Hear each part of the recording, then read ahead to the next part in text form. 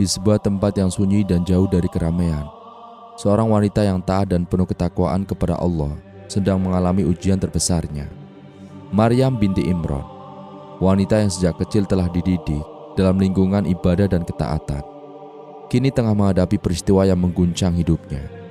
Tanpa seorang suami, tanpa campur tangan seorang laki-laki, ia mengandung seorang anak, sebuah mukjizat dari Allah yang menandakan kebesarannya. Kisah Maryam bukanlah kisah biasa.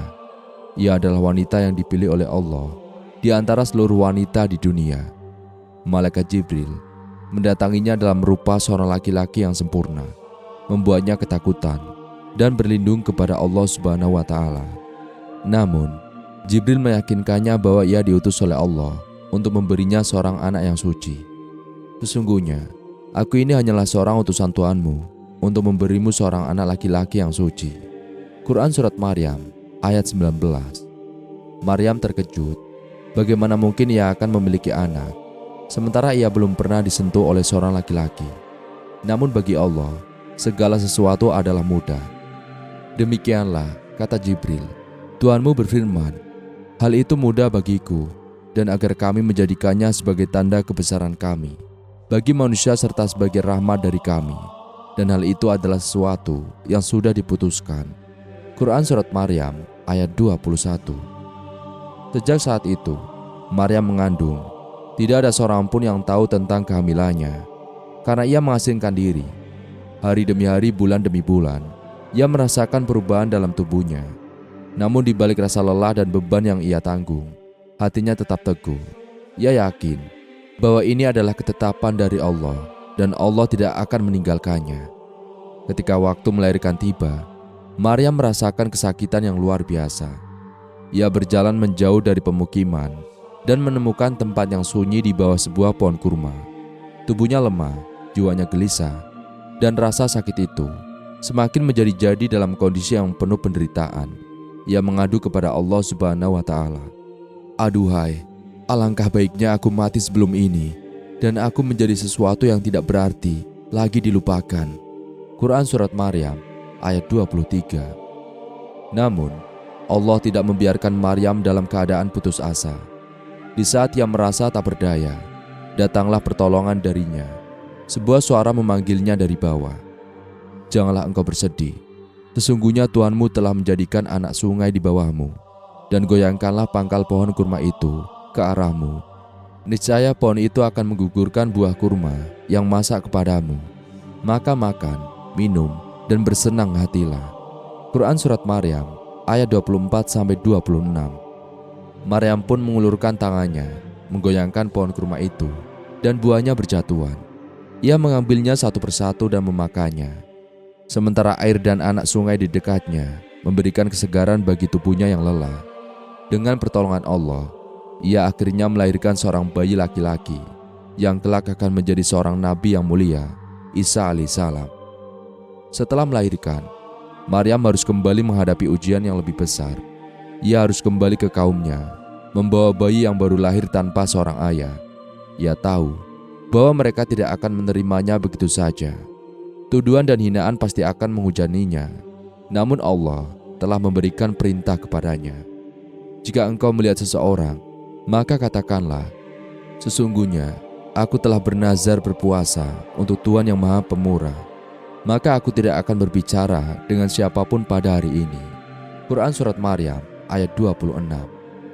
Dengan hati yang teguh, Maryam membawa bayi kecilnya kembali ke pemukiman Bani Israel. Sesuai dugaannya, begitu melihatnya datang dengan seorang bayi, orang-orang langsung heboh. Mereka menatapnya dengan tatapan curiga. Sebagian berbisik-bisik, dan sebagian lain langsung menegurnya dengan kasar. Wahai Maryam, sungguh engkau telah melakukan sesuatu yang amat mungkar. Quran Surat Maryam ayat 27. Mereka mengenal Maryam sebagai seorang wanita suci dari keluarga yang terhormat. Bagaimana mungkin ia memiliki anak tanpa seorang suami? Mereka tidak bisa menerima kenyataan ini, dan mereka mulai menuduhnya dengan berbagai tuduhan keji.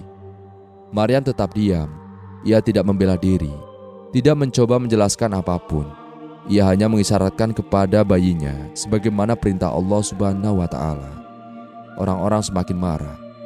Bagaimana mungkin kami berbicara dengan bayi yang masih dalam buayan? Quran Surat Maryam ayat 29. Namun di saat itulah mujizat Allah terjadi. Bayi kecil itu yang baru saja lahir ke dunia membuka mulutnya dan berbicara di hadapan mereka semua. Sesungguhnya aku ini hamba Allah. Dia memberikan kitab atau Injil, dan Dia menjadikan aku seorang nabi, dan Dia menjadikan aku seorang yang diberkahi di mana saja aku berada.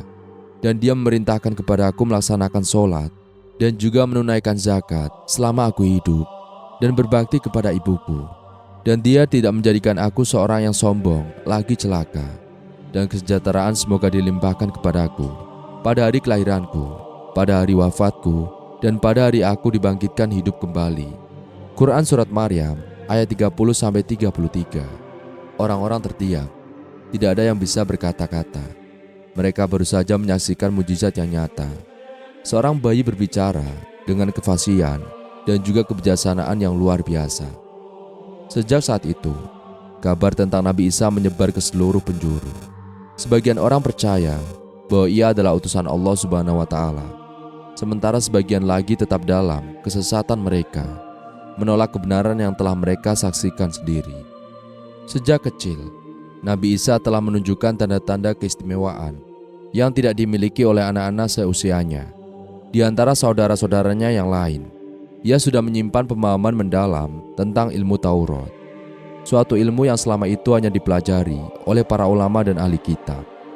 Kecerdasannya yang luar biasa memancarkan cahaya kebenaran, sehingga sejak usia muda ia sudah dikenal di antara masyarakat Bani Israel sebagai sosok yang memiliki wawasan rohani dan kebijaksanaan yang mendalam. Dalam kesehariannya, Nabi Isa tidak hanya menyerap ilmu dari kitab-kitab suci, tetapi ia juga mengamati ciptaan Allah yang begitu agung di sekelilingnya. Setiap helaan nafas dan tiap hembusan angin seolah mengandung pesan-pesan ilahi yang mengajaknya untuk merenung dan juga memahami rahasia kehidupan. Dengan perasaan kekaguman itu, ia mulai menyusun pemahaman yang akan kelak menjadi dakwanya, yaitu untuk mengajak umat agar kembali kepada jalan Allah yang lurus dan meninggalkan kesesatan yang telah menyelimuti hati manusia. Ketika dewasa, Nabi Isa mulai aktif mengajar dan juga berdakwah di kalangan Bani Israel.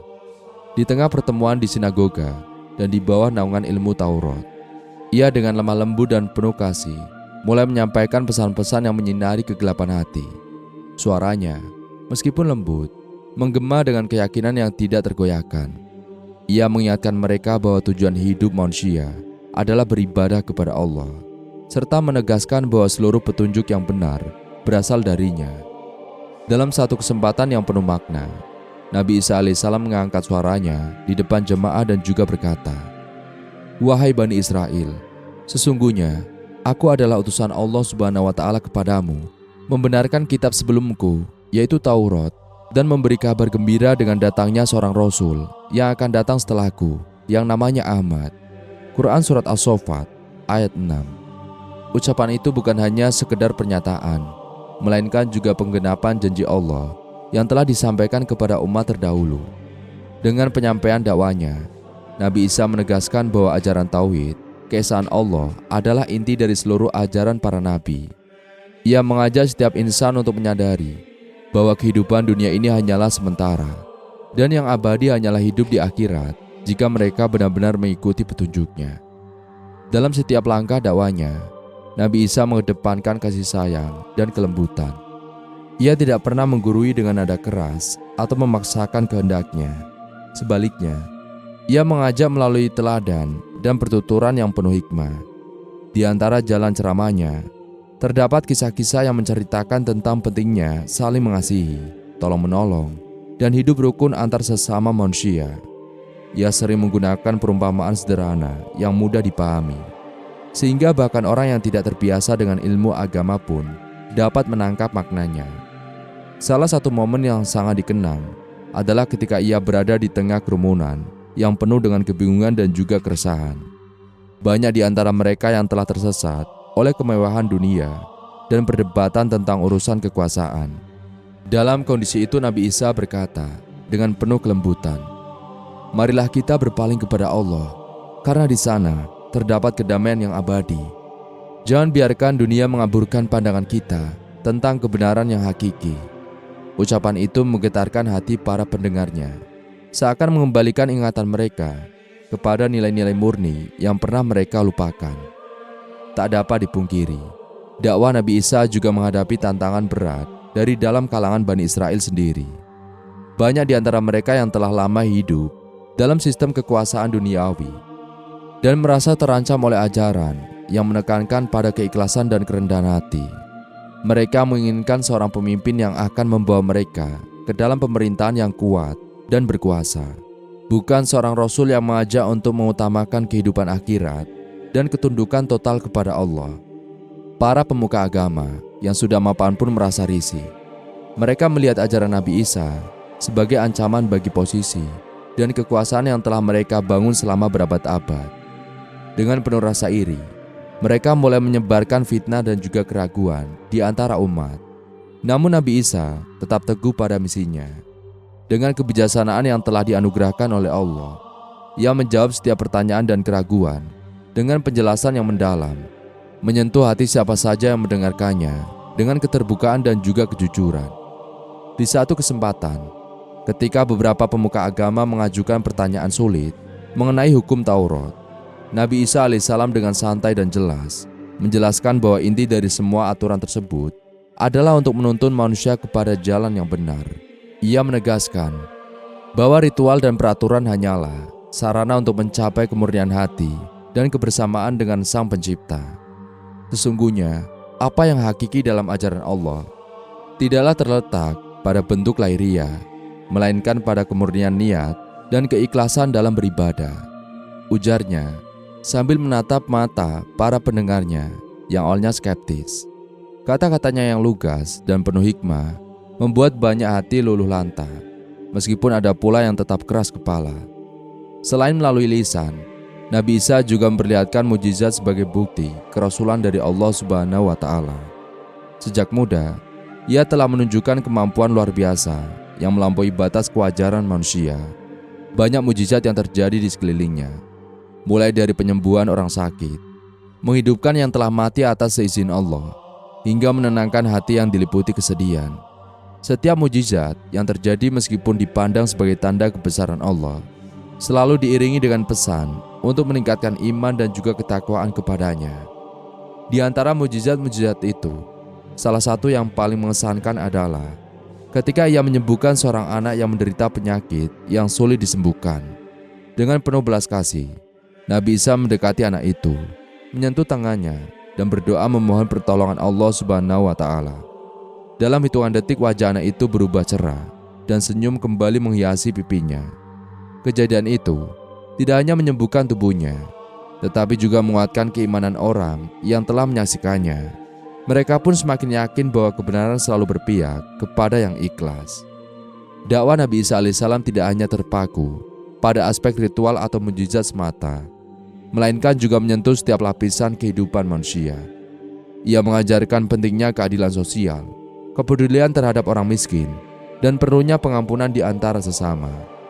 Dalam setiap ajarannya, selalu ada penekanan bahwa kehidupan dunia adalah ujian, dan setiap perbuatan baik akan mendapatkan balasan yang setimpal dari Allah Subhanahu wa Ta'ala di hari pembalasan nanti. Meskipun banyak yang terpesona oleh kelembutan dan kebenaran yang dibawa oleh Nabi Isa alaihissalam, tidak sedikit pula yang menolak dan juga menentangnya. Mereka terikat oleh keinginan untuk mempertahankan tradisi kekuasaan duniawi yang telah mengakar kuat di kalangan penguasa dan pemuka agama. Mereka menolak pesan yang mengajak untuk meninggalkan nafsu duniawi dan kembali ke jalan yang penuh penghambaan kepada Allah Ta'ala. Tekanan dan penolakan yang datang dari berbagai pihak itu membuat jalan dakwah Nabi Isa semakin terjal, namun keimanannya tetap kokoh. Dalam menghadapi penolakan tersebut, Nabi Isa tidak pernah membalas dengan kekerasan atau keangkuhan. Sebaliknya, ia terus menyampaikan dakwanya dengan sabar dan penuh kasih, seolah mengajarkan bahwa setiap ujian adalah bagian dari perjalanan mendekatkan diri kepada Allah. Dengan penuh ketabahan, ia berusaha menunjukkan bahwa kebenaran tidak pernah butuh kekerasan untuk menang. Kebenaran justru akan bersinar melalui kelembutan hati dan ketulusan niat. Kisah dakwah Nabi Isa alaihissalam juga syarat dengan janji-janji yang mengarah kepada masa depan. Ia menyampaikan kabar gembira bahwa setelah dirinya akan datang seorang Rasul lain yang diberi nama Ahmad. Dan janji itu menjadi pengharapan dan penanda bahwa risalah Allah tidak pernah berhenti mengalir, meskipun banyak yang menolak dan mempertanyakan kebenarannya. Bagi mereka yang benar-benar mencari petunjuk, pesan tersebut adalah cahaya yang memandu menuju jalan yang abadi. Nabi Isa alaihissalam tidak hanya datang dengan ajaran yang mengajak kepada tauhid, tetapi juga diberikan berbagai mukjizat oleh Allah sebagai bukti kenabiannya. Mukjizat-mukjizat ini bukanlah sihir atau trik, melainkan tanda kebesaran Allah untuk menunjukkan kepada manusia bahwa Nabi Isa alaihissalam benar-benar seorang utusannya. Di hadapan Bani Israel yang keras hati, Nabi Isa menunjukkan tanda-tanda kebesaran Allah Subhanahu wa Ta'ala. Tetapi sebagian besar dari mereka tetap menolak kebenaran yang telah jelas di depan mata. Salah satu mukjizat pertama yang ditunjukkan oleh Nabi Isa adalah kemampuannya menciptakan seekor burung dari tanah liat di hadapan banyak orang, dan ia mengambil segenggam tanah, membentuknya menjadi seekor burung, lalu meniupnya. Dengan seizin Allah, burung tanah itu hidup dan terbang ke udara, mengepakkan sayapnya seperti burung sungguhan. Sebagian orang yang melihat peristiwa itu langsung beriman, tetapi banyak pula yang tetap ragu dan bahkan menuduhnya sebagai penyihir. Mereka tidak mau menerima bahwa mukjizat itu datang dari Allah Subhanahu wa Ta'ala, padahal mereka sendiri telah melihatnya dengan mata kepala mereka. Allah Subhanahu wa Ta'ala berfirman, dan sebagai Rasul kepada Bani Israel, Isa berkata, sesungguhnya aku telah datang kepadamu dengan suatu tanda mukjizat dari Tuhanmu, yaitu aku membuat untukmu dari tanah berbentuk burung. Kemudian aku meniupnya, maka ia menjadi seekor burung dengan seizin Allah. Quran Surat Ali Imran ayat 49. Mukjizat lain yang diberikan kepada Nabi Isa adalah kemampuannya menyembuhkan berbagai penyakit yang mustahil disembuhkan oleh manusia. Di suatu hari, seorang pria tua yang buta sejak lahir datang dengan tertati-tati, meraba-raba jalan dengan tongkatnya. Orang-orang di sekelilingnya berkata, "Jika engkau memang utusan Allah, maka sembuhkanlah matanya." Nabi Isa tersenyum, lalu mendekati pria itu dengan kelembutan. Dengan seizin Allah, ia mengusap kedua mata pria itu dan berkata kepadanya. Seketika pria yang telah lama hidup dalam kegelapan itu mulai melihat cahaya, lalu mengedipkan matanya dengan takjub, dan ia menatap wajah Nabi Isa alaihissalam, lalu menangis haru dan sujud bersyukur kepada Allah Ta'ala. Di kesempatan lain, seorang penderita kusta dengan tubuh penuh luka dan kulit yang membusuk datang memohon pertolongan. Nabi Isa mengusap tubuhnya dan dalam sekejap penyakitnya hilang. Kulitnya kembali bersih dan tubuhnya sehat seperti sedia kala.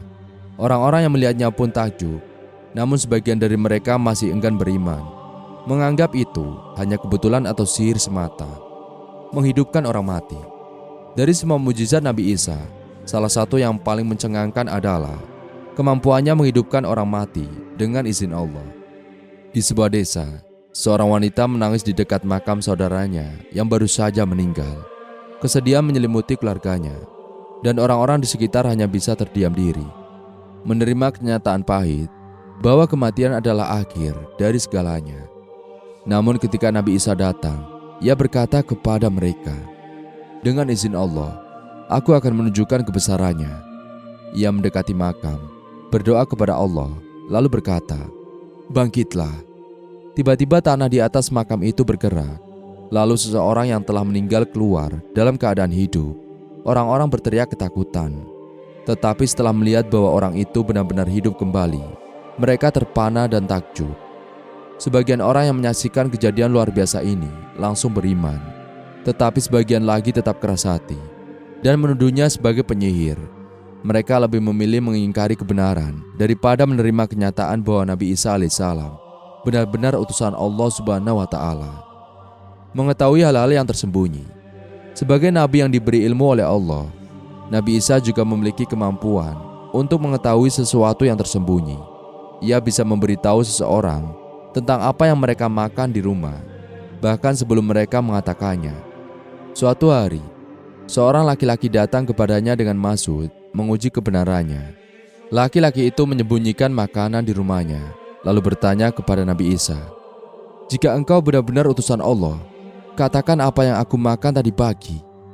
Nabi Isa tersenyum dan berkata, "Engkau telah memakan roti dan ikan asin di rumahmu, dan engkau masih menyisakan sebagian di tempat penyimpananmu." Laki-laki itu terkejut dan tidak bisa berkata-kata. Ia tahu bahwa hanya Allah yang bisa memberikan pengetahuan seperti itu kepada seorang manusia. Penolakan Bani Israel. Meskipun Nabi Isa telah menunjukkan banyak mukjizat yang luar biasa, sebagian besar Bani Israel tetap menolak kebenaran. Mereka iri dengan kedudukan Nabi Isa alaihissalam, terutama para pendeta dan pemimpin agama yang merasa kehilangan pengaruh mereka. Mereka mulai menyebarkan fitnah bahwa Nabi Isa adalah seorang penyihir yang menyesatkan. Mereka menuduhnya menggunakan ilmu sihir untuk menarik perhatian orang-orang, padahal segala mukjizatnya berasal dari Allah Subhanahu wa Ta'ala.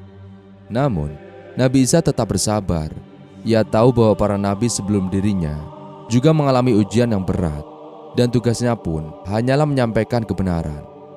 Di tengah semakin kuatnya permusuhan terhadapnya, Nabi Isa alaihissalam terus berdakwah, mengajak umatnya untuk kembali kepada ajaran tauhid. Namun, konspirasi untuk menyingkirkannya pun semakin besar, dan para pemuka Bani Israel mulai merencanakan sesuatu yang lebih jahat. Mereka tidak hanya ingin mengusirnya, tetapi mereka ingin menghakimi hidupnya selamanya. Meskipun Nabi Isa telah menunjukkan berbagai mukjizat yang nyata, kebanyakan Bani Israel tetap menolak kerasulannya. Mereka yang hatinya telah dikuasai oleh kesombongan dan kedengkian merasa terganggu dengan ajaran Nabi Isa yang menyeru kepada kebenaran. Terlebih lagi, semakin banyak orang yang mulai percaya kepadanya dan mengikuti ajarannya. Para pemuka agama Yahudi yang selama ini memiliki pengaruh besar atas kaum Bani Israel merasa bahwa kedudukan mereka mulai terancam. Mereka tidak dapat menerima bahwa seseorang tanpa status bangsawan atau kekuatan militer dapat memperoleh pengikut yang begitu banyak hanya dengan ajaran dan mukjizatnya. Dalam hati mereka, mereka tahu bahwa Nabi Isa alaihissalam bukanlah orang biasa. Namun kebencian telah membutakan mata mereka dari melihat kebenaran. Para pendeta dan pemimpin Bani Israel mulai menyusun rencana untuk menyingkirkan Nabi Isa alaihissalam. Mereka menghasut orang-orang dengan menyebarkan fitnah bahwa Nabi Isa alaihissalam adalah penyebar ajaran sesat yang bertentangan dengan hukum Taurat. "Dia ingin menghapus hukum nenek moyang kita," teriak salah satu pendeta di depan banyak orang. "Jika kalian membiarkan dia terus berkhotbah, maka seluruh Bani Israel akan mengikuti jalannya dan meninggalkan ajaran kita," tambah yang lain. Tidak hanya itu, mereka juga mulai mencari cara untuk melibatkan penguasa Romawi dalam rencana jahat mereka.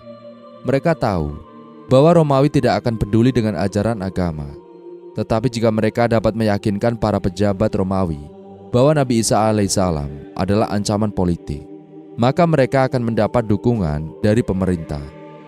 Pada masa itu, Bani Israel berada di bawah kekuasaan Romawi.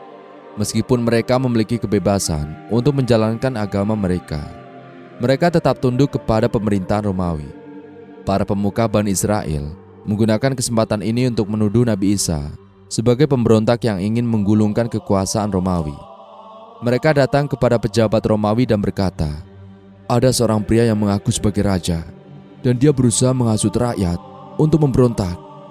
Para pejabat Romawi awalnya tidak terlalu memedulikan laporan ini, karena mereka tahu bahwa Nabi Isa alaihissalam hanyalah seorang pengajar agama. Namun para pemuka Bani Israel terus memprovokasi mereka, mengatakan bahwa jika Nabi Isa alaihissalam dibiarkan, maka rakyat akan berbalik melawan pemerintahan Romawi. Salah satu pejabat Romawi yang mulai khawatir dengan pengaruh Nabi Isa alaihissalam yang semakin besar, akhirnya setuju untuk menangkapnya. Maka dimulailah pencarian besar-besaran untuk menangkap dan juga menyingkirkan Nabi Isa alaihissalam.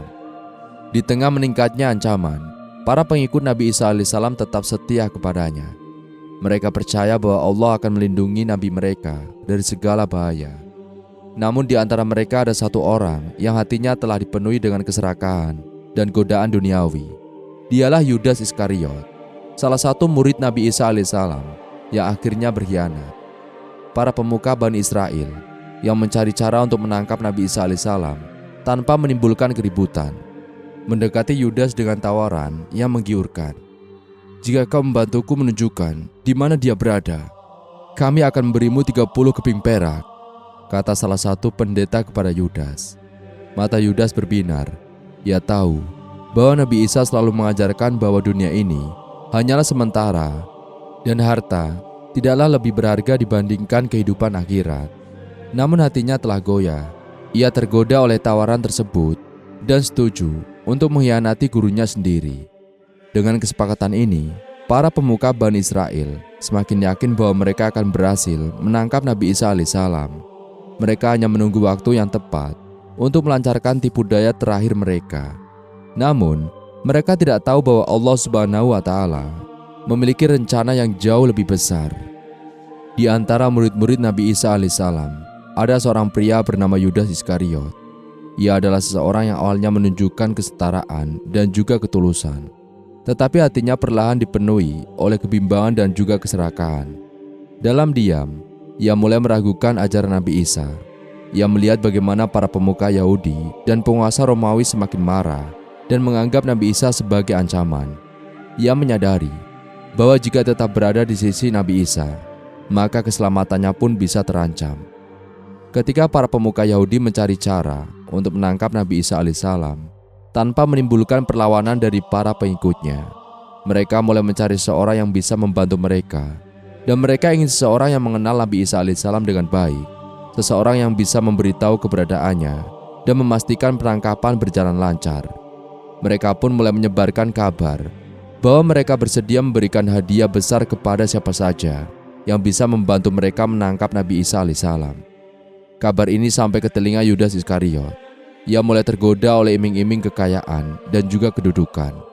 Dalam benaknya, ia berpikir bahwa dengan mengkhianati Nabi Isa, ia akan mendapatkan kekayaan dan tetap aman di bawah perlindungan penguasa. Ia mulai mendekati para pemuka Yahudi dan menawarkan diri untuk membantu mereka menangkap Nabi Isa alaihissalam. Dengan suara berbisik, salah seorang pemuka Yahudi bertanya kepadanya, "Jika kau memang tahu di mana Isa, buktikanlah, kami akan memberimu 30 keping perak sebagai imbalannya." Mata Yudas berbinar. Ia tahu betul betapa besar nilai 30 keping perak pada masa itu. Jumlah itu cukup membuatnya hidup nyaman dalam waktu yang lama.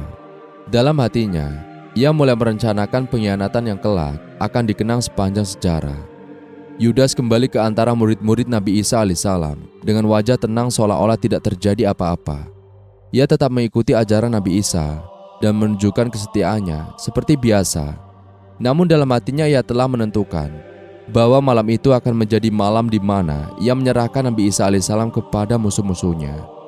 Saat malam tiba, Nabi Isa bersama murid-muridnya berkumpul di sebuah tempat yang tenang. Mereka berbicara dan berdiskusi, sementara suasana di luar semakin gelap. Di tengah keheningan, Nabi Isa menatap murid-muridnya dan berkata, "Sesungguhnya, di antara kalian ada yang akan mengkhianatiku." Kata-kata itu mengejutkan semua murid. Mereka saling berpandangan dengan bingung. Salah seorang murid bertanya dengan cemas, "Apakah aku, wahai guru?" Nabi Isa tidak langsung menjawab. Ia hanya menatap mereka dengan penuh makna. Yudas, yang sudah memutuskan untuk berkhianat, berusaha menutupi kegelisahannya. Ia ikut bertanya dengan suara pura-pura terkejut, "Apakah aku, wahai guru?" Nabi Isa menatapnya dengan dalam, seolah bisa melihat langsung isi hatinya. Tanpa mengatakan apa-apa lagi, ia kembali memandangi murid-muridnya yang lain. Dalam hati, Yudas semakin gelisah, tetapi ia tetap bertahan dengan rencananya. Malam semakin larut. Setelah memastikan bahwa Nabi Isa alaihissalam berada di tempat tersebut, Yudas diam-diam meninggalkan mereka. Ia berjalan dengan cepat menuju tempat para pemuka Yahudi dan tentara Romawi yang sudah menunggunya. Dengan nafas tersengal ia berkata, "Aku akan menunjukkan di mana dia berada. Ikuti aku." Para tentara segera bersiap. Mereka membawa obor dan senjata, lalu mengikuti langkah Yudas menuju tempat Nabi Isa berada. Malam yang sebelumnya damai kini berubah menjadi malam penuh pengkhianatan. Ketika mereka tiba di tempat Nabi Isa alaihissalam, para murid terkejut melihat pasukan yang datang dengan senjata terhunus. Mereka segera menyebar bahwa ada seorang yang telah berkhianat, dan di saat itulah Yudas maju mendekati Nabi Isa dan memberikan tanda kepada para tentara dengan mencium tangannya. "Inilah orangnya," katanya dengan suara rendah. Para tentara Romawi segera maju untuk menangkap Nabi Isa. Tetapi saat mereka hendak menyentuhnya, sesuatu yang luar biasa terjadi. Allah menunjukkan kuasanya dengan cara yang tidak pernah mereka duga. Nabi Isa tidak berada di antara mereka. Di hadapan mereka wajah Yudas tiba-tiba berubah. Dalam sekejap, ia menjadi sosok yang serupa dengan Nabi Isa. Para tentara yang melihatnya mengira bahwa Yudas adalah Nabi Isa alaihissalam yang mereka cari. Yudas panik. Ia menyentuh wajahnya dan berteriak, "Tidak, aku bukan dia, aku Yudas." Namun, tidak ada yang mendengarkan. Para tentara menangkapnya dengan kasar dan juga menyeretnya pergi. Para pemuka Yahudi yang melihat kejadian itu merasa puas. Mereka mengira bahwa rencana mereka telah berhasil, tanpa menyadari bahwa mereka telah tertipu oleh kuasa Allah Subhanahu wa Ta'ala. Sementara itu, Nabi Isa telah diangkat ke langit oleh Allah Subhanahu wa Ta'ala dalam keadaan selamat. Ia tidak tersentuh oleh musuh-musuhnya, dan ia akan kembali ke dunia pada waktu yang telah ditentukan. Yudas yang telah mengkhianati Nabi Isa alaihissalam demi 30 keping perak, kini menghadapi nasib yang mengerikan. Ia dibawa ke hadapan penguasa Romawi, dijatuhi hukuman mati, dan akhirnya disalib di hadapan orang banyak. Ia berteriak dan memohon belas kasihan, tetapi tidak ada yang mempercayainya. Hukuman itu menjadi balasan atas pengkhianatannya, dan namanya selamanya dikenang sebagai simbol pengkhianatan yang terbesar dalam sejarah. Kisah Nabi Isa bukanlah kisah tentang kekalahan atau kematian, tetapi tentang kemenangan dan juga keteguhan iman. Ia diangkat ke langit sebagai bukti bahwa Allah Maha Kuasa atas segala sesuatu. Ia tetap hidup dalam perlindungannya, menunggu saat yang telah ditentukan untuk kembali ke dunia dan juga menyelesaikan tugasnya. Para musuh Nabi Isa mungkin mengira bahwa mereka telah menang, tetapi sejatinya mereka telah kalah. Mereka telah menutupi kebenaran dengan kebohongan, tetapi kebenaran tidak akan pernah padam. Cahaya yang dibawa oleh Nabi Isa alaihissalam akan tetap bersinar, meskipun dunia berusaha untuk memadamkannya.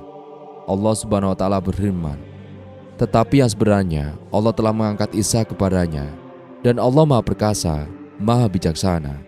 Quran Surat An-Nisa ayat 158. Setelah peristiwa penyaliban yang mereka kira sebagai keberhasilan besar, kaum Yahudi mulai merasakan kegelisahan yang tak terduga.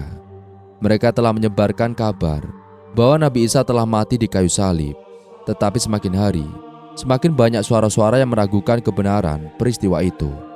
Ada bisik-bisik di antara mereka bahwa orang yang mereka tangkap dan salibkan bukanlah Nabi Isa alaihissalam, melainkan seseorang yang menyerupainya. Di antara mereka yang hadir saat peristiwa itu, beberapa merasa ada kejanggalan. Mengapa pria yang mereka tangkap tampak begitu kebingungan? Mengapa ia meronta dan berteriak seperti orang yang tidak mengerti mengapa dirinya ditangkap? Padahal Nabi Isa dikenal sebagai seseorang yang tenang dan penuh kebijaksanaan. Bahkan beberapa tentara Romawi yang bertugas pada masa itu merasa ada sesuatu yang berbeda. Mereka mendengar bisikan dari beberapa pengikut Nabi Isa yang berani menyatakan bahwa Nabi mereka tidak mungkin mati dengan cara seperti itu. Para pemuka Yahudi yang sejak awal merencanakan penghancuran Nabi Isa mulai gelisah. Mereka tahu bahwa jika kabar ini semakin menyebar, maka keyakinan orang-orang terhadap mereka akan goyah. Mereka telah bersusah payah menyusun strategi untuk menghancurkan Nabi Isa dan ajarannya. Tetapi kini mereka justru menghadapi situasi yang semakin tidak terkendali. Sementara itu, para pengikut Nabi Isa alaihissalam yang setia terus berusaha untuk menyampaikan ajarannya. Mereka tahu bahwa guru mereka tidak mati seperti yang diklaim oleh musuh-musuhnya. Mereka percaya bahwa Allah telah menyelamatkannya dan juga mengangkatnya ke langit. Dengan penuh keberanian, mereka menyebarkan pesan-pesan Nabi Isa alaihissalam, mengajak manusia untuk menyembah Allah yang Esa dan menjauhi kesyirikan. Namun, perjuangan mereka tidak mudah. Para pemuka Yahudi dan penguasa Romawi yang merasa terancam oleh ajaran Nabi Isa mulai menangkap dan juga menganiaya mereka. Banyak di antara mereka yang dipenjara, disiksa, bahkan dibunuh. Namun semakin mereka ditekan, semakin kuat keyakinan mereka bahwa kebenaran akan tetap menang. Mereka percaya bahwa Nabi Isa alaihissalam akan kembali suatu saat nanti, seperti yang telah dijanjikan oleh Allah Subhanahu wa Ta'ala. Di tengah kebingungan dan juga ketakutan yang melanda kaum Yahudi, beberapa di antara mereka mulai mempertanyakan kebenaran yang selama ini mereka yakini. Ada yang diam-diam mulai membaca kembali kitab Taurat. mencari petunjuk tentang kebenaran yang disampaikan oleh Nabi Isa alaihissalam. Mereka mulai menyadari bahwa ajaran Nabi Isa sebenarnya tidak bertentangan dengan ajaran Nabi Musa alaihissalam, tetapi justru menyempurnakannya. Namun sebagian besar tetap keras kepala. Mereka menolak untuk menerima kemungkinan bahwa mereka telah melakukan kesalahan besar. Mereka tetap menyebarkan kebohongan bahwa Nabi Isa alaihissalam telah mati di kayu salib, berharap bahwa kebohongan itu akan diterima oleh banyak orang. Tetapi kebohongan tidak akan pernah bisa menggantikan kebenaran. Meskipun kaum Yahudi berusaha menutupi kejadian sebenarnya, Allah telah menetapkan bahwa kebenaran akan tetap terungkap. Kehidupan Nabi Isa alaihissalam tidak berakhir di tiang salib, melainkan terus berlanjut di sisi Allah, menunggu waktu yang telah ditetapkan untuk kembali ke dunia dan menegakkan keadilan. Di seluruh wilayah, kisah tentang Nabi Isa alaihissalam terus menyebar. Para pengikutnya yang setia tetap berjuang, meskipun menghadapi ancaman dan juga penganiayaan. Mereka percaya bahwa Allah tidak akan meninggalkan mereka dan bahwa ajaran Nabi Isa alaihissalam akan terus hidup di hati orang-orang yang beriman. Allah Subhanahu wa Ta'ala berfirman, "Dan karena ucapan mereka, sesungguhnya kami telah membunuh Al-Masih, Isa putra Maryam, Rasul Allah. Padahal mereka tidak membunuhnya dan tidak pula menyalibnya. Tetapi yang mereka bunuh ialah orang yang diserupakan dengan Isa bagi mereka." Quran Surat An-Nisa ayat 157. Maka, kebingungan yang melanda kaum Yahudi terus berlanjut. Mereka berusaha keras untuk mempertahankan kebohongan mereka. Tetapi cahaya kebenaran terus bersinar, menyinari hati mereka yang mencari petunjuk. Nabi Isa telah pergi dari dunia ini, tetapi warisan ajarannya tetap hidup, menjadi bukti bahwa Allah Subhanahu wa Ta'ala telah menolong para nabi dan orang-orang yang beriman. Setelah Nabi Isa alaihissalam diangkat ke langit, para murid setianya yang dikenal sebagai Hawariyun terus berjuang menyebarkan ajarannya. Mereka berpegang teguh pada tauhid, mengajak manusia untuk menyembah Allah yang Esa, seperti yang telah diajarkan oleh Nabi Isa alaihissalam. Mereka mengingat setiap nasibnya, semua mujizat yang pernah mereka saksikan, dan setiap janji bahwa Allah akan selalu menolong orang-orang yang beriman. Namun, perjuangan mereka tidaklah mudah. Para pemuka Yahudi yang merasa terancam oleh ajaran Nabi Isa terus menghasut penguasa Romawi untuk menekan para pengikutnya. Mereka dianggap sebagai ancaman bagi stabilitas kekuasaan, dan beberapa murid Nabi Isa mengalami penganiayaan berat, dipenjara, bahkan dibunuh karena tetap mempertahankan keimanan mereka. Meskipun menghadapi tekanan, para pengikut setia Nabi Isa alaihissalam tetap teguh. Mereka berusaha menjaga kemurnian ajaran tauhid dan menuliskannya dalam bentuk naskah-naskah untuk diwariskan kepada generasi berikutnya. Namun di tengah perjuangan menjaga ajaran yang benar, muncul pihak-pihak yang mulai menyelewengkan ajaran tersebut demi kepentingan pribadi dan juga politik. Seiring berjalannya waktu, muncul sekelompok orang-orang yang ingin mengubah ajaran Nabi Isa agar lebih sesuai dengan budaya dan kepercayaan yang ada pada saat itu. Mereka mulai mencampur ajaran Nabi Isa dengan filsafat dan tradisi Romawi yang menyembah banyak dewa. Konsep ketuhanan yang diajarkan oleh Nabi Isa alaihissalam mulai diputar balikan. Beberapa orang mulai mengklaim bahwa Nabi Isa alaihissalam bukan hanya seorang nabi, tetapi juga anak Tuhan. Mereka menganggap mujizat-mujizat yang diberikan oleh Allah Subhanahu wa Ta'ala kepada Nabi Isa alaihissalam sebagai bukti bahwa ia memiliki sifat ketuhanan. Padahal Nabi Isa sendiri selalu mengajarkan bahwa hanya ada satu Tuhan, yaitu Allah Subhanahu wa Ta'ala. Ia tidak pernah meminta untuk disembah, melainkan hanya mengajak manusia untuk kembali kepada Allah yang Maha Esa. Di antara murid-murid Nabi Isa alaihissalam, ada yang tetap mempertahankan ajaran tauhid dengan teguh. Mereka berusaha menjelaskan kepada umat manusia bahwa Nabi Isa alaihissalam hanyalah seorang utusan Allah, seperti halnya nabi-nabi sebelumnya. Namun, kelompok yang menyimpang semakin kuat karena didukung oleh penguasa Romawi. Mereka menjadikan ajaran baru ini sebagai bagian dari politik kekuasaan. Ajaran Nabi Isa yang murni mulai tergeser oleh dogma-dogma yang tidak pernah diajarkannya. Nama Nabi Isa alaihissalam tetap diagungkan, tetapi makna sebenarnya dari misinya mulai kabur. Sebagian besar orang tidak lagi memahami ajaran tauhid yang dibawanya, melainkan hanya mengenalnya sebagai sosok yang dipuja. Meskipun demikian, Allah selalu menjaga kebenarannya. Ada sekelompok kecil orang yang terus mempertahankan ajaran tauhid dan juga menyembah Allah tanpa mempersekutukannya dengan siapapun. Mereka menyimpan dan menjaga kitab-kitab yang masih asli, menyampaikan pesan-pesan Nabi Isa alaihissalam kepada orang-orang yang mau mendengarkan. Allah berfirman, "Dan ingatlah ketika Allah berfirman, Wahai Isa putra Maryam, ingatlah nikmatmu kepadamu dan kepada ibumu ketika aku menguatkanmu dengan Ruhul Kudus, sehingga engkau dapat berbicara kepada manusia sewaktu dalam buaian dan setelah dewasa. Dan ingatlah ketika aku mengajarkan kepadamu Alkitab, Hikmah, Taurat dan Injil." Quran Surat Al-Ma'idah ayat 110. Demikianlah ajaran Nabi Isa alaihissalam terus dijaga oleh segelintir orang yang berpegang teguh pada kebenaran.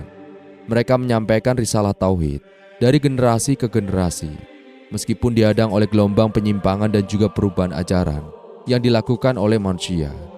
Sejarah mencatat bahwa akan datang seorang nabi terakhir yang akan meluruskan kembali ajaran tauhid yang telah diselewengkan. Nabi Isa alaihissalam sendiri telah memberi kabar gembira tentang kedatangan seorang rasul setelahnya, yaitu Nabi Muhammad SAW, yang akan menyempurnakan agama Allah dan membawa manusia kembali kepada jalan yang benar. Dan ingatlah ketika Isa putra Maryam berkata, "Wahai Bani Israel, sesungguhnya aku adalah utusan Allah kepadamu, membenarkan kitab sebelumku, yaitu Taurat, dan memberi kabar gembira dengan datangnya seorang rasul yang akan datang setelahku, yang namanya Ahmad atau Muhammad." Quran Surat As-Saff ayat 6. Dengan demikian, meskipun ajaran Nabi Isa alaihissalam telah banyak diselewengkan oleh manusia, Allah telah menjaga kebenarannya. Akan datang saatnya kebenaran akan ditegakkan kembali, dan Nabi Isa alaihissalam sendiri akan turun kembali ke bumi untuk meluruskan segala kekeliruan yang telah terjadi. Dalam ajaran Islam, Nabi Isa akan kembali ke dunia di akhir zaman untuk menegakkan keadilan dan melawan Dajjal. Ini adalah janji Allah yang pasti akan terjadi, sebagaimana disebutkan dalam berbagai hadis Rasulullah SAW dan ayat-ayat Al-Quran. Kembalinya Nabi Isa alaihissalam bukanlah sebagai nabi baru, tetapi sebagai tanda kebesaran Allah dan bagian dari rencananya untuk mengakhiri fitnah terbesar yang pernah ada di muka bumi. Dajjal adalah makhluk yang penuh tipu daya. Ia datang membawa fitnah yang begitu besar, menyesatkan manusia dengan mengaku sebagai Tuhan dan menunjukkan berbagai keajaiban yang membuat banyak orang terperdaya. Dengan kekuatan yang diberikan Allah sebagai ujian bagi umat manusia, Dajjal mampu menurunkan hujan, menghidupkan tanah yang mati, bahkan menghidupkan orang-orang yang telah meninggal. Namun semua itu hanyalah ilusi dan tipu muslihat belaka. Ketika dunia berada dalam kekacauan akibat fitnah Dajjal, Nabi Isa alaihissalam akan turun dari langit dengan cara yang luar biasa. Ia akan diturunkan di sebuah menara putih di Damaskus, Syam, dengan mengenakan pakaian berwarna kuning kemerahan. Rambutnya yang basah seolah-olah meneteskan air, meskipun tidak ada air yang mengenainya. Ketika ia menundukkan kepala, butiran air seakan terjatuh, dan ketika ia mengangkatnya, cahayanya memancar terang. Kedatangannya akan membawa ketenangan bagi orang-orang beriman yang telah bertahan dalam ujian berat menghadapi Dajjal. Setelah turun ke bumi, Nabi Isa akan bergabung dengan kaum muslimin yang dipimpin oleh Imam Mahdi. Mereka akan bersama-sama menyiapkan barisan untuk menghadapi Dajjal dan juga pasukannya. Nabi Isa tidak akan datang dengan membawa kitab suci baru atau syariat yang berbeda, melainkan akan mengikuti ajaran Islam yang dibawa oleh Nabi Muhammad SAW. Sebagai seorang nabi yang diutus sebelum Rasulullah, ia mengetahui bahwa misinya saat itu bukanlah membawa ajaran baru, melainkan menegakkan kebenaran yang sudah ada. Saat pertempuran terjadi, Dajjal akan semakin menyebarkan ketakutan dan tipu dayanya di seluruh penjuru dunia. Banyak orang yang akan mengikutinya karena tergoda oleh kekuasaan dan juga kemampuannya. Namun orang-orang beriman akan tetap teguh dalam keyakinan mereka bahwa hanya Allah Subhanahu wa Ta'ala, satu-satunya Tuhan yang berhak disembah. Ketika Nabi Isa bertemu dengan Dajjal, ia akan membunuhnya dengan satu tusukan. Dajjal yang selama ini mengaku sebagai Tuhan akan terbunuh dalam keadaan hina dan juga lemah. Fitnah besar yang telah menyesatkan banyak manusia akan berakhir. Semua orang yang mengikuti Dajjal akan binasa, dan dunia akan kembali kepada keadilan di bawah kepemimpinan Nabi Isa alaihissalam. Setelah membunuh Dajjal, Nabi Isa akan memimpin umat manusia dengan penuh keadilan. Ia akan menghapus segala bentuk kesyirikan, menghancurkan salib, dan menegaskan bahwa tidak ada Tuhan selain Allah. Ia akan menegakkan syariat Islam dan mengajarkan manusia untuk kembali kepada ajaran tauhid yang murni. Tidak akan ada lagi perbedaan antara pengikutnya yang dahulu tersesat dan kaum muslimin yang telah mengikuti ajaran Islam sejak awal. Semua akan bersatu dalam keimanan kepada Allah yang Esa. Pada masa itu, kehidupan manusia akan menjadi sangat damai dan penuh berkah. Allah akan menurunkan keberkahan dari langit dan bumi. Hujan akan turun dengan lebat, tanah akan menjadi subur, dan hasil panen akan melimpah. Tidak akan ada lagi permusuhan dan juga peperangan, karena semua orang akan hidup dalam harmoni di bawah kepemimpinan Nabi Isa alaihissalam. Umat manusia akan merasakan kedamaian yang belum pernah mereka alami sebelumnya. Binatang buas akan hidup berdampingan dengan manusia tanpa menimbulkan bahaya. Anak-anak kecil dapat bermain dengan singa tanpa rasa takut. Dan serigala akan berjalan bersama kawanan domba tanpa memangsa mereka. Semua ini adalah tanda-tanda kebesaran Allah yang telah diberikan kepada manusia sebagai rahmat di masa akhir zaman. Meskipun membawa kedamaian dan juga kesejahteraan, masa kepemimpinan Nabi Isa alaihissalam di bumi tidak akan berlangsung selamanya. Setelah menjalankan tugasnya dan menegakkan keadilan, ia akan wafat sebagaimana manusia lainnya. Kaum muslimin akan menyelenggarakan pemakamannya dengan penuh penghormatan, dan ia akan dikuburkan di bumi sebagaimana nabi-nabi sebelumnya. Dengan wafatnya Nabi Isa alaihissalam, umat manusia akan kembali menghadapi perjalanan akhir zaman yang telah ditetapkan oleh Allah Ta'ala. Akan muncul tanda-tanda lain menjelang hari kiamat, dan manusia akan terus diuji hingga datangnya hari yang telah dijanjikan. Kembalinya Nabi Isa alaihissalam adalah bukti bahwa janji Allah selalu benar dan ia tidak disalib, tidak dibunuh, tetapi diangkat ke langit dan akan kembali ke bumi pada waktu yang telah ditentukan. Kehadirannya akan menjadi pengingat bagi seluruh umat manusia bahwa hanya Allah Subhanahu wa Ta'ala satu-satunya Tuhan dan tidak ada yang berhak disembah selain Dia. Allah Subhanahu wa Ta'ala berfirman, "Dan sesungguhnya Isa itu benar-benar memberikan pengetahuan tentang hari kiamat. Karena itu, janganlah kamu ragu-ragu tentang kiamat itu, dan ikutilah aku. Inilah jalan yang lurus." Quran Surat Az-Zukhruf ayat 61. Dengan demikian, kisah Nabi Isa bukan hanya menjadi bagian dari sejarah, tetapi juga masa depan yang pasti terjadi. Ia adalah hamba Allah yang diangkat sebagai nabi, yang diberikan mujizat, sebagai bukti kerasulannya, yang diselamatkan dari makar orang-orang kafir, dan yang akan kembali untuk menegakkan keadilan sebelum datangnya hari yang dijanjikan. Setelah Nabi Isa alaihissalam turun kembali ke bumi dan mengalahkan Dajjal, dunia memasuki masa keemasan di mana keadilan dan kedamaian merajai kehidupan manusia. Tidak ada lagi kezaliman, ketidakadilan, ataupun pertumpahan darah yang selama ini telah menjadi bagian dari sejarah umat manusia. Dengan bimbingan Nabi Isa alaihissalam, manusia kembali kepada fitrah mereka, yakni menyembah Allah semata tanpa menyekutukannya dengan sesuatu pun. Selama masa kepemimpinan Nabi Isa alaihissalam, Islam menjadi satu-satunya agama yang dianut manusia.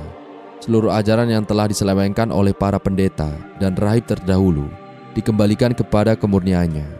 Salib-salib dihancurkan, karena Nabi Isa alaihissalam sendiri menegaskan bahwa ia bukanlah Tuhan atau anak Tuhan, melainkan seorang hamba dari utusan Allah yang diutus untuk membimbing Bani Israel. Seluruh manusia akhirnya memahami kebenaran sejati yang telah disampaikan oleh para nabi sejak zaman dahulu. Dengan berjalannya waktu, umat manusia menikmati berkah yang belum pernah mereka rasakan sebelumnya. Tidak ada lagi orang-orang yang kelaparan atau miskin, karena bumi memberikan hasil terbaiknya. Hujan turun dengan cukup, sungai mengalir jernih, dan tanah menjadi subur. Hewan-hewan yang sebelumnya liar menjadi jinak, dan rasa takut yang selama ini menyelimuti hati manusia hilang. Tidak ada lagi peperangan, kebencian, atau perselisihan yang seringkali menjadi penyebab kehancuran peradaban. Namun, meskipun dunia telah memasuki masa keemasan, kehidupan tetap berjalan sesuai dengan ketetapan Allah. Setelah beberapa waktu memimpin, Nabi Isa akhirnya mencapai ajalnya sebagaimana manusia lainnya. Ia meninggalkan umat manusia dalam keadaan yang damai dan penuh keimanan. Kaum muslimin yang hidup pada masa itu sangat berduka atas kepergiannya. Tetapi mereka juga tahu bahwa ini adalah bagian dari takdir yang telah ditentukan oleh Allah Subhanahu wa Ta'ala. Setelah Nabi Isa alaihissalam wafat, kehidupan di dunia perlahan-lahan kembali mengalami perubahan. Generasi baru mulai tumbuh. Dan di antara mereka ada yang mulai melupakan ajaran tauhid yang telah ditegakkan oleh Nabi Isa alaihissalam dan Imam Mahdi. Seiring berjalannya waktu, fitnah kembali bermunculan dan manusia mulai kembali kepada kesesatan. Inilah tanda-tanda akhir zaman yang telah disebutkan dalam berbagai hadis Rasulullah SAW. Pada masa itu Allah akan mengirimkan angin lembut yang akan mencabut nyawa setiap orang-orang yang beriman. Tidak ada satupun orang beriman yang tersisa di muka bumi, sehingga dunia hanya dihuni oleh orang-orang yang ingkar, kejahatan dan kebodohan merajalela, dan nilai-nilai moral yang selama ini dijunjung tinggi perlahan-lahan lenyap. Manusia hidup tanpa rasa malu dan tanpa pedoman yang jelas. Saat itulah tanda-tanda besar kiamat mulai bermunculan satu persatu.